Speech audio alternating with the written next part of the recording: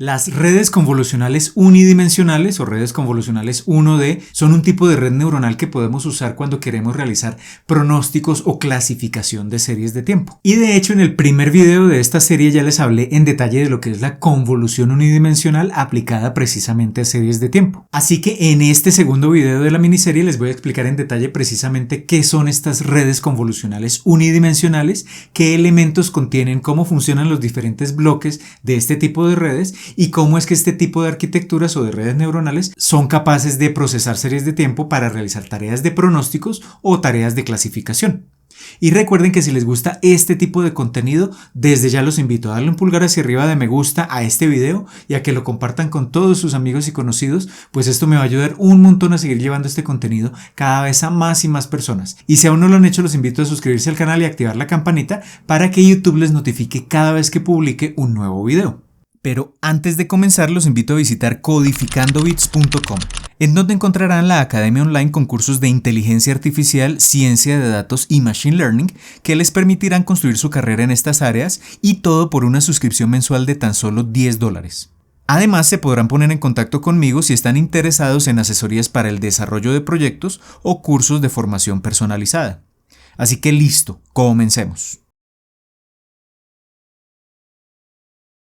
Muy bien, para entender cómo funciona una red convolucional unidimensional, pues tenemos que recordar cómo funciona la convolución unidimensional. De la convolución unidimensional ya les hablé en detalle en un video anterior, así que en esta primera parte voy a hacer un breve repaso, pero les sugiero que revisen ese video para entender todos los detalles. Entonces la idea básica de la convolución unidimensional es que vamos a tener una serie de tiempo que queremos procesar con diferentes tipos de filtros. El elemento central de la convolución unidimensional es un filtro que también se conoce como kernel o un conjunto de filtros o kernels que básicamente son vectores, es decir, pequeños arreglos numéricos o listados numéricos. Y dependiendo de los números que contengan esos kernels, en esencia lo que se hace en la convolución unidimensional es que ese kernel va haciendo un barrido por la serie de tiempo original y es capaz de extraer diferentes tipos de características de la serie de tiempo, dependiendo de los coeficientes que tenga el kernel. Entonces, por ejemplo, en este caso, vemos que nuestra serie de tiempo tiene unas oscilaciones relativamente lentas, unas oscilaciones relativamente rápidas y al mismo tiempo tiene un pequeño pico, un valor extremo en un instante de tiempo determinado. Si por ejemplo llevamos esa serie de tiempo a un primer kernel, generalmente el kernel tiene un tamaño menor que la serie de tiempo. Ese kernel tiene unas ciertas cantidades numéricas, dependiendo de cómo sean esas cantidades numéricas. Si son adecuadas, el kernel va a lograr extraer el componente de baja frecuencia, las oscilaciones lentas de esa serie de tiempo. Y ese resultado se conoce como un mapa de características. Si usamos un segundo kernel con unos coeficientes diferentes, ese segundo kernel va a extraer otras características, de tal manera que si sus números son adecuados, esas características pueden ser, por ejemplo, los componentes de alta frecuencia de la serie de tiempo original o las oscilaciones más rápidas. Y si usamos, por ejemplo, un tercer kernel con unas ciertas características, con unos ciertos coeficientes, pues ese tercer kernel podría ser capaz de extraer, por ejemplo, las variaciones extremadamente rápidas, el pico que tiene la serie de tiempo en un instante determinado. Y esta idea de la convolución unidimensional pues es la que está detrás de las redes convolucionales 1D. Entonces el objetivo es usar múltiples kernels, cada uno de ellos con diferentes coeficientes, de manera tal que extraigan diferentes características de la serie de tiempo original. Si miramos un poco más en detalle uno de esos kernels, acá hay que tener en cuenta que los tamaños de la serie de tiempo resultante del mapa de características, por ejemplo, que está del lado derecho, generalmente van a ser menores que el tamaño que tenga la serie de tiempo original. Por ejemplo, si la serie de tiempo original tiene 100 datos y el kernel tiene, por ejemplo, un tamaño de 16, es un vector de 16 elementos. Además de eso, como lo vimos en el video anterior, cuando el kernel hace el barrido por la serie de tiempo original usando la convolución, pues se va a usar un padding, es decir, se podría definir como un rellenado con ceros de la serie de tiempo original, y los strides son los saltos que da el kernel entre una iteración y otra de ese barrido. Esos valores numéricos se definen también en esa convolución 1D, y dependiendo de esos valores, pues el mapa de características que sale o que se obtiene del kernel va a obedecer a esta ecuación. Va a ser en últimas 100, que es el tamaño de la serie de tiempo original, más 2 veces el tamaño del padding que elijamos, P, menos 16, que es el tamaño como tal del kernel, y todo esto sobre el tamaño de los strides, S, y a eso le sumamos 1. Y a ese resultado, que puede ser un número no entero, lo redondeamos hacia el entero más bajo y ese es el tamaño del mapa de características. Entonces, por ejemplo, si el padding es igual a 0, si no hacemos rellenado con ceros, y el tamaño del salto entre una posición y otra del kernel en la convolución es igual a 1, tendremos, al aplicar estas operaciones, un tamaño del mapa de características de 85. Y acá observamos que la serie de tiempo original tenía un tamaño de 100 y por tanto el mapa de características es relativamente más pequeño.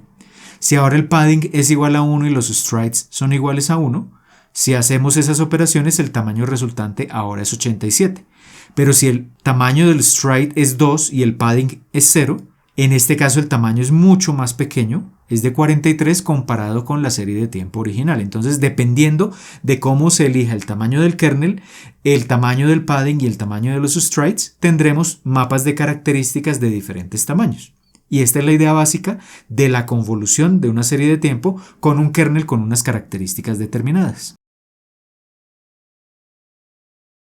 Muy bien, y teniendo claro cómo funciona la convolución 1D o habiendo hecho este repaso que les acabo de mostrar, ahora vamos a entender qué elementos conforman una red convolucional. Y para entender esto vamos a ver la red convolucional 1D más simple de todas, que es una red que contiene lo que se conoce como una sola capa convolucional. En la práctica, una red convolucional 1D tiene múltiples capas convolucionales, pero la idea acá en esta parte es entender el elemento central de una red convolucional, que es precisamente una capa convolucional. Entonces vamos a ver en detalle en qué consiste esa capa. La entrada a esa pequeña red convolucional 1D sigue siendo una serie de tiempo, y lo que va a ocurrir entonces es que vamos a llevar esa serie de tiempo a múltiples kernels. La vamos a procesar con múltiples kernels. ¿Cuál es la idea de esto? Que esos diferentes kernels extraigan diferentes mapas de características de la serie de tiempo original, que comiencen como a descomponer esa serie de tiempo original en sus diferentes elementos para luego clasificar la serie de tiempo o predecir a futuro el valor de esa serie de tiempo. Entonces, acá tenemos un banco de kernels o de filtros, donde el número total de filtros es N1, eso es un hiperparámetro del modelo, es una cantidad que nosotros cuando programamos la red convolucional 1D tenemos que definir ese número de kernels, y cada uno de los kernels tiene K sub 1 elementos. Además de eso, entonces se va a usar un padding determinado y un tamaño de los strides determinado, y lo que se hace entonces es llevar esa serie de tiempo y procesarla con cada uno de esos kernels, convolucionarla con cada uno de esos kernels. Como resultado de esa convolución, ¿qué se obtiene? Pues se obtiene un arreglo bidimensional, que son los mapas de características, lo que está en azul del lado derecho. ¿Cuántos mapas vamos a tener? Pues el mismo número de kernels que hayamos usado. ¿Y qué tamaño va a tener cada mapa? Pues ese tamaño va a depender, como lo vimos hace un momento, del tamaño de la serie de tiempo original, del tamaño del kernel, del tamaño del padding y del tamaño de los strides. Pero generalmente ese tamaño L1 va a ser menor que el tamaño que tenga la serie de tiempo original. Y estos serían los mapas de características. Ahora viene un componente esencial en esta red convolucional 1D, que es una capa no lineal. Una función de activación no lineal. Si ustedes revisan el video en donde les hablo de las redes neuronales, que les dejo por acá enlazado, la clave de que las redes neuronales puedan procesar datos muy complejos es en parte debida a que usamos funciones de activación no lineales. En este caso vamos a usar las mismas funciones de activación que se usan en una red neuronal, y la función de activación más usada es la función ReLU. Esa función ReLU, de la cual también hablo en un video que les dejo por acá enlazado, donde hablo precisamente de las funciones de activación, esa función de activación ReLU es muy sencilla. Si tenemos un arreglo numérico que tiene estos valores, algunos negativos y algunos positivos, lo que hace la función ReLU es, dependiendo del signo que tengan esas cantidades numéricas de entrada de la función ReLU, las convierte en 0 o las deja como la misma cantidad original. Entonces, si las cantidades de entrada o los valores de entrada son negativos, a la salida de la función ReLU se hacen 0, y si los valores son positivos, no hay ningún cambio en los valores de salida. Eso es lo que hace la función ReLU, es una función no lineal, y como resultado de esta función ReLU aplicada a los mapas de características tendremos lo que se conoce como las activaciones. ¿Qué tamaño tienen estas activaciones? Pues son un arreglo bidimensional donde el número de filas es el mismo número de mapas de características, es decir, el mismo número de kernels, es decir, N1, y el ancho o el tamaño de cada activación es igual a L1, es decir, al tamaño de cada mapa de características que teníamos originalmente. Y esa sería la salida de la función relo. Después de obtener estas activaciones, hay una capa de pooling. Entonces, en el video anterior también les hablo del pooling. La idea del pooling es reducir la cantidad de datos que tenemos en un vector determinado. La idea básica es que es un filtro que va a tomar, por ejemplo, el máximo por regiones de cada vector o la media por regiones, y lo que hace esto es obtener representaciones compactas, es decir, algo similar a las activaciones, pero el ancho de esos vectores o el número de elementos de cada vector es menor. Es decir, el número de filas va a ser el mismo número de mapas o el mismo número de activaciones, pero el número de columnas va a ser menor. Si las activaciones tenían un tamaño L1, las representaciones compactas obtenidas tras el pooling tienen un tamaño menor, L_1. Entonces se reduce ese tamaño. Esto se hace esencialmente para reducir la cantidad de datos que se tienen que procesar, y con esta capa de pooling entonces ya tendríamos, combinando todos estos elementos, lo que se conoce como una capa convolucional unidimensional. Este es el elemento central de todas las redes convolucionales 1D. Y teniendo este elemento central, la capa convolucional, luego lo que se hace es aplanar ese dato. Entonces este dato, estas representaciones compactas tienen dos dimensiones, N1 filas, L_1 columnas. Lo que se hace es convertirlas en un mapa aplanado en un vector de una sola dimensión. Entonces lo que se hace es tomar cada fila y concatenar una después de la otra. Luego se va a tener la misma cantidad de datos, pero ya no en formato bidimensional, sino en formato unidimensional. Eso es lo que yo llamo acá un mapa aplanado. Y lo importante acá es tener en cuenta que se preserva la cantidad de datos. Acá no se está cambiando la cantidad de información, y en ese vector lo que tenemos es, digámoslo así, como la información esencial de esa serie de tiempo original que lograron extraer los kernels. Y después de eso, pues llevamos ese pequeño vector a una red neuronal convencional, porque una red neuronal acepta vectores de entrada, y esa red neuronal pues la podemos configurar bien sea para clasificar la serie de tiempo, por ejemplo si queremos determinar si tiene anomalías esa serie de tiempo, es decir, una tarea de clasificación, o podríamos construir una red neuronal para hacer tareas de regresión, es decir, para predecir a futuro los valores de la serie de tiempo, con base en sus valores históricos. Y esta es la idea básica de esta simple red convolucional unidimensional. Y hay un elemento importante, o el elemento central de todo esto, son los kernels. Esos kernels tienen unos coeficientes, y esos coeficientes, lo interesante de todo esto es que nosotros no definimos las cantidades numéricas que hacen parte de esos kernels,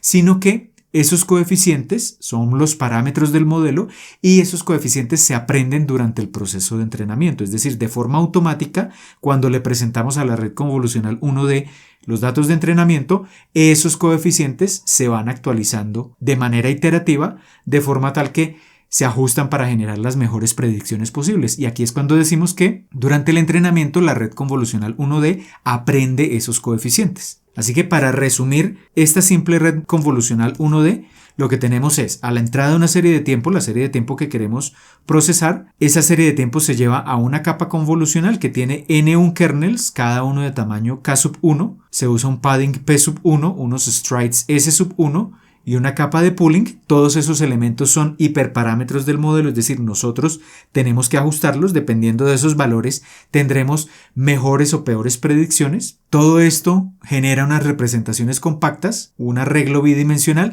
que tiene la información esencial de la serie de tiempo original. Esa representación bidimensional se aplana, se convierte en un vector, en un arreglo unidimensional. Esas características extraídas unidimensionales se llevan a una pequeña red neuronal que nos permite bien sea clasificar la serie de tiempo o realizar una tarea de regresión. Y esta es la idea básica de la red convolucional 1D más simple que puede existir, con una sola capa convolucional. Pero resulta que en la práctica, cuando creamos una red convolucional 1D para procesar series de tiempo, no usamos una única capa convolucional, sino que usamos múltiples capas, 2, 3 o más. Entonces, lo que tenemos que hacer acá es aplicar la misma idea que teníamos con una capa, pero agregando múltiples capas convolucionales. Es decir, vamos a tener a la entrada la serie de tiempo original, la llevamos a través de una primera capa convolucional, acá la he llamado conv1, que tiene un cierto número de kernels o filtros, cada kernel con un tamaño determinado, con un padding determinado, con un tamaño de stride determinado, con un pooling específico, y eso genera un arreglo bidimensional de tamaño n1, el número de filtros que tenga la capa convolucional, por L1, que es el tamaño de cada convolución resultante. Y ese arreglo bidimensional se lleva a una segunda capa convolucional que tiene otros parámetros, es decir, otro número de filtros, otro tamaño de filtro, otro tamaño de pooling, de strides, de padding, y esto genera un arreglo de n2 elementos por L2, que es el tamaño de las convoluciones resultantes. Y esto se puede replicar tantas veces como queramos. Y después de todo eso, entonces se aplanan los arreglos resultantes. Eso genera entonces un vector del mismo tamaño del arreglo de entrada, n2 por L2, pero ya es un vector, es decir, un arreglo unidimensional que se lleva a una pequeña red neuronal que permite o clasificar o hacer predicciones a futuro de los valores de la serie. Esto es, en esencia, una red convolucional unidimensional con múltiples capas convolucionales, y ese número de capas convolucionales es precisamente un hiperparámetro del modelo, es decir, no hay una fórmula que nos diga cuántas capas convolucionales debe tener el modelo, nosotros debemos ajustar ese número para obtener las mejores predicciones posibles. Entonces hablemos un poco más en detalle de esos hiperparámetros de la red convolucional 1D. Los hiperparámetros de cualquier modelo de Deep Learning son una serie de números de coeficientes que nosotros, cuando programamos la red convolucional, cuando definimos la arquitectura en una librería de Python como PyTorch o TensorFlow, pues tenemos que definir esos números, y dependiendo de los valores que demos a esos números, a esos hiperparámetros, el modelo va a tener un mejor o un peor desempeño. Entonces, generalmente, para escoger el set más adecuado de hiperparámetros, lo que se tiene que hacer es una afinación de hiperparámetros, que de eso también les hablo en diferentes videos que tengo acá en el canal. Pero entonces, en este caso, ¿cuáles son los hiperparámetros de esa red convolucional 1D? Entonces tenemos acá nuestra red, estamos asumiendo que tiene dos capas convolucionales. Los primeros hiperparámetros son precisamente el número de capas convolucionales, es decir, ¿qué será mejor? ¿Una red con una capa, con 2, con 3, con 5? Ese número tenemos que definirlo dependiendo del desempeño que obtengamos tras el entrenamiento. Ese es un primer hiperparámetro. Un segundo hiperparámetro es, en cada capa tenemos que definir cuántos filtros hay, qué tamaño tiene cada filtro o kernel, el tamaño del padding, el tamaño de los strides y el tamaño del pooling que vamos a usar en cada capa. Ese es otro conjunto de hiperparámetros.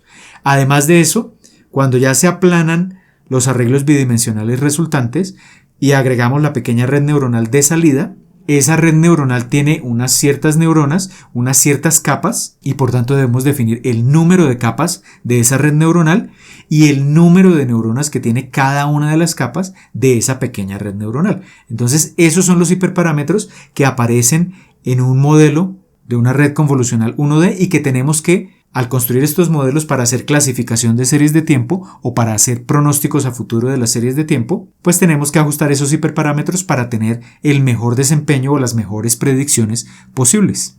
Muy bien, acabamos de ver qué es y cómo está conformada internamente una red convolucional unidimensional para el procesamiento de series de tiempo, y también acabamos de ver en detalle cuál es el principio de funcionamiento de este tipo de redes. En esencia, lo que ocurre es que la serie de tiempo original es procesada por un conjunto de capas convolucionales que son el elemento central de este tipo de redes, donde cada una de estas capas convolucionales tiene un conjunto de kernels o de filtros que aplican precisamente la convolución unidimensional, y lo importante acá de todo esto es que los parámetros de esos kernels no los fijamos nosotros manualmente, sino que esos coeficientes se aprenden de forma automática durante el entrenamiento de la red, de manera tal que logran extraer diferentes características con diferentes niveles de complejidad de la serie de tiempo original para posteriormente lograr clasificarla o generar pronósticos sobre esa serie de tiempo. Y esas características que se extraen con las capas convolucionales generan un arreglo o un vector bidimensional que luego es aplanado y es llevado a una red neuronal convencional que se encarga ya de la tarea final de clasificar la serie de tiempo o de generar pronósticos a futuro. Y esa pequeña red neuronal también tiene una serie de parámetros que se aprenden precisamente durante el entrenamiento. Así que con esto ya tenemos claro el principio de funcionamiento de estas redes convolucionales. Entonces, si tienen alguna duda de lo que acabamos de ver en este video, me la pueden dejar abajo en los comentarios, y si quieren que en un próximo video de esta serie les traiga un tutorial, por ejemplo, donde les muestre cómo usar este tipo de redes para clasificar series de tiempo o para generar pronósticos sobre series de tiempo, bien sea construyendo la red desde cero o usando modelos preentrenados, pues también me pueden dejar abajo los comentarios. Así que por ahora esto es todo, les envío un saludo y nos vemos en el próximo video.